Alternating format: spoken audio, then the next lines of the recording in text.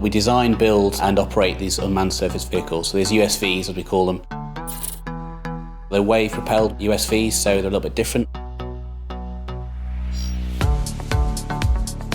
What it's designed to do is to go at sea for many weeks, so it's built to be robust, and when it's at sea, we'll operate it remotely. So it's out there collecting data over a period of many weeks and months for scientists or defence or oil and gas clients, and what we do is we make sure the boat is safe and also that data is coming back, and that data is that valuable element.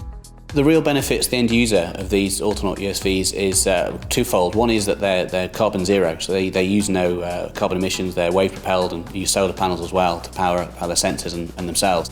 And it's that element of data, it's collecting that data. These systems can go to hostile and remote places that it's removed the risk of offshore personnel going to.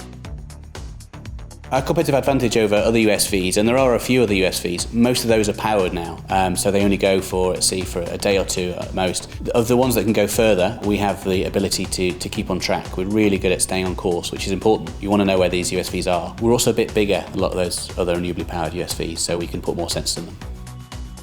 Our USVs operate in all sorts of environments, in seas all around the world. We've deployed in the mid-Pacific, in the North Atlantic and remote parts of West Africa. So we like to be over the horizon. The USV likes to be out of sight and use satellite comms in the deep blue ocean, but also we worked in coastal waters off the UK.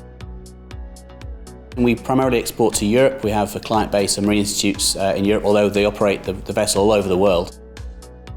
Well, we're really excited to get more traction in North America.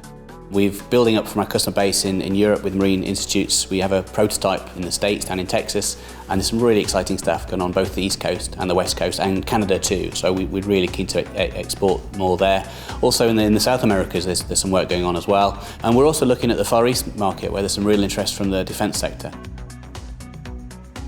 So the app really improves on the way we currently do overseas sales, because we can get engagement from the client at quite an early stage too, and they get a real feel for the nuts and bolts of the product.